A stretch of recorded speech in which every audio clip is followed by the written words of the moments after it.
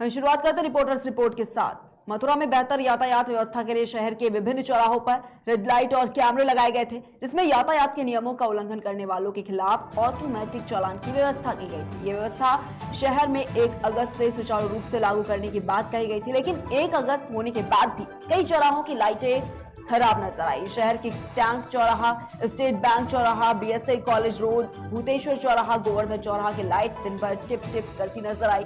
वहीं नगर निगम निर्माण विभाग एसपी मिश्रा ने बताया है कि सिस्टम 1 अगस्त से लागू होना था, जो कि सुचारू रूप से चल रहा है। कुछ चौराहों की लाइट अगर बंद है तो वह वीआईपी मूवमेंट के चलते बंद कर दी जाती है। नहीं है, 1 तारीख से चालू हो चुका है। आईटीएमएस का जो चालान है वो चालू है और हमारे ICCC कंट्रोल रूम में आप देख भी सकते हैं, वहाँ पुलिस के भी कर्मचारी बैठे हुए हैं, वो भी देख रहे हैं कि क्या मतलब कौन उल्लंघन कर रहा है, किस तरह से चालान होगा, वो वहाँ पे स्टाफ बैठे हुए हैं। हाँ, रही बात ये कि कहीं किसी 1 चौराहों पे या 2 चौराहों पे अगर लाइटें बंद होंगी तो वो जब वीआईपी मूवमेंट होता है किसी समय तो उसके लिए वो रेड लाइट कर दिया था ताकि कोई दिक्कत न हो। अदरवाइज सारे हमारे चौराहे चल रहे हैं, अगर कहीं कोई कमी होगी तो उसको तुरंत दुरुस्त करा नहीं है। 1 तारीख से चालू हो चुका है आईटीएमएस का जो।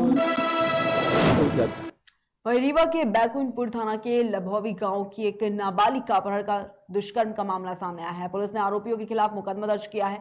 पुलिस पूरे मामले को गंभीरता से ले रही है। आपको बता दें कि एक आरोपी मौके से फरार चल रहा है। बताइए क्या घटना हुई आपके साथ, किसने किया? सर, हम लोग स्कूल जा रहे थे चौरा स्कूल के पास, वहीं पर बगीचा पीछे पड़ता है, तो नीलेश और विकास तिवारी ने मुझे जबरदस्ती बाइक में बैठाकर कट्टा चाकू दिखा रहे थे, बोल रहे थे हल्ला करोगी तो मारेंगे। फिर बैठाकर झिरिया पे ले गए।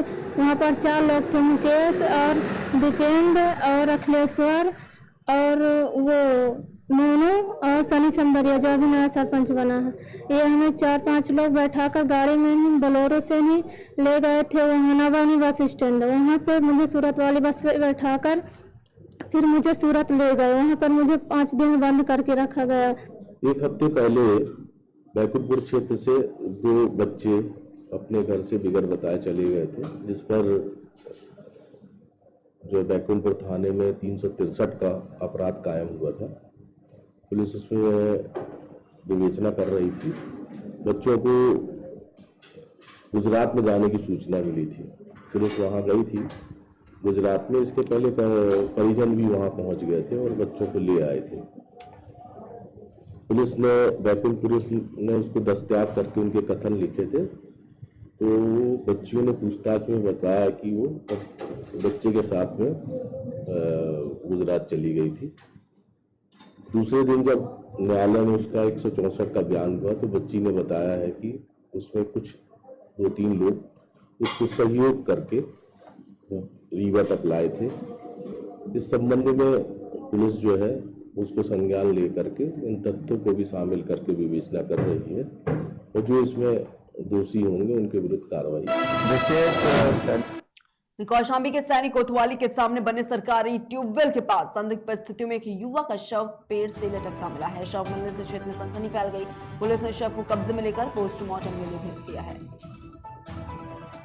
देखिए, एक शैलेश नामक व्यक्ति हैं जो 26 साल की उम्र है, चकसैनी के रहने वाले हैं। आज सूचना मिली कि उन्होंने क्या कहते हैं आम के पेड़ पे उनका शव लटकता हुआ मिला है। उनके परिजनों द्वारा हत्या की आशंका जताई जा रही थी। शव को कब्जे में लेकर जो है पोस्टमार्टम के लिए भेज दिया गया है। जो पोस्टमार्टम रिपोर्ट प्राप्त होगी, जैसे ही उसमें जो तथ्य आएंगे उसके आधार पर नियमानुसार विधिक कार्रवाई की जाएगी। प्रथम दृष्टया मामला जो है आत्महत्या का ही प्रतीत हो रहा है। अभी तक जो जांच की गई उसमें जो तथ्य निकल के आ रहे हैं, पता है शरीर पर किसी प्रकार के कोई चोट के निशान नहीं। अमरोहा के हसनपुर तहसील क्षेत्र के पीजखेड़ा गांव के ग्रामीणों ने डीएम को ज्ञापन सौंपकर गांव में चकबंदी प्रक्रिया को रुकवाने की मांग की है। बड़ी संख्या में ग्रामीण एकत्रित होकर कलेक्ट्रेट पहुंचे, जहां पर उन्होंने कहा कि चकबंदी प्रक्रिया की जटिलताओं से किसान भयभीत है। चकबंदी उनके लिए ठीक नहीं है। नए सिरे से चक्का काटे जाने से विवाद की स्थितियां उत्पन्न होंगी।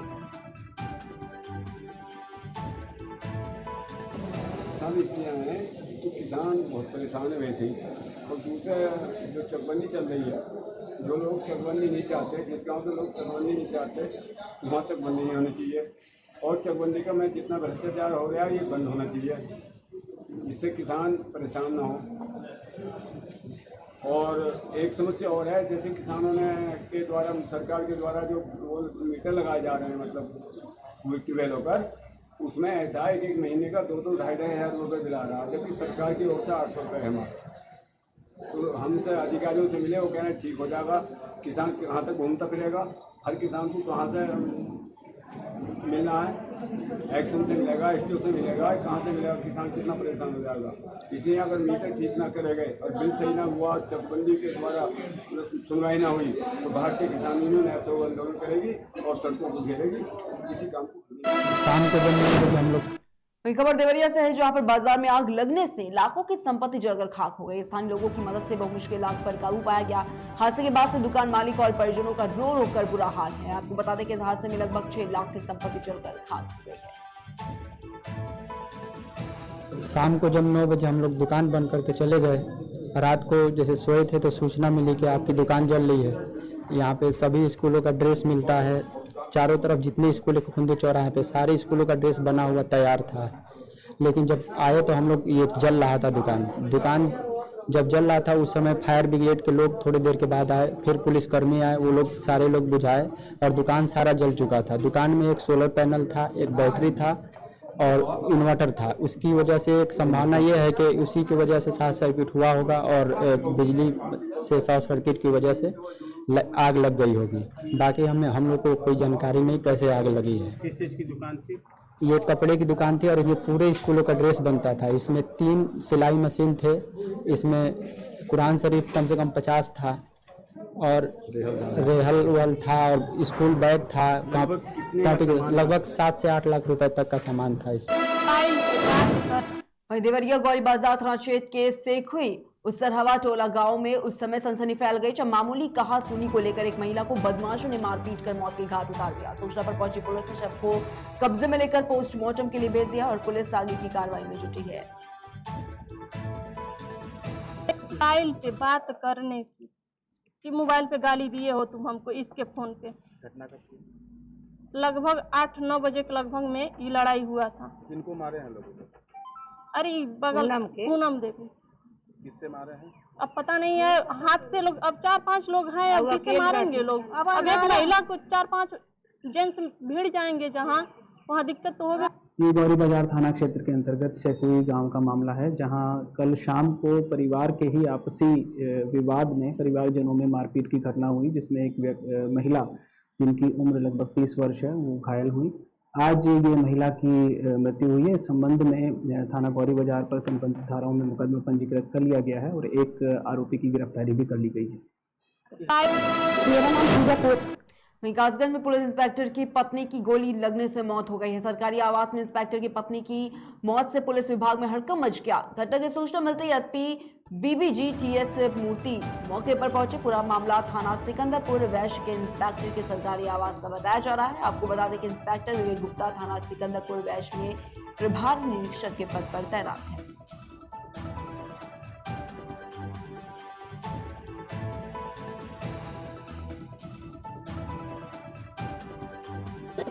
मेरा नाम पूजा पोरवाल है।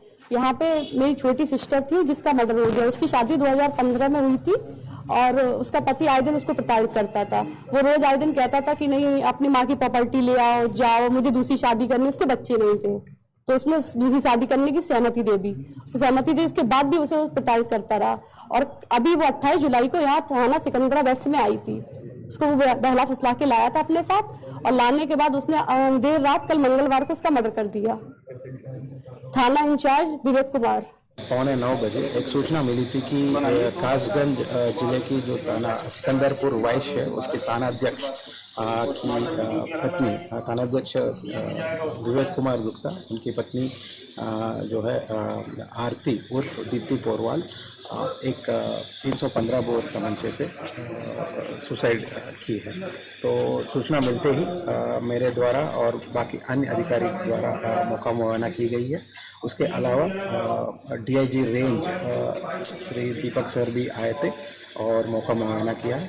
एसओपी को फॉलो करते हुए ये डॉग स्क्वाड को बुलाया गया, फोरेंसिक यूनिट, और इनकी शादी होके करीब 7 साल हुई है, तो उसी के आधार पर एसडीएम पटियाले को भी बुला के इंक्वेस्ट रिपोर्ट बनाया गया है।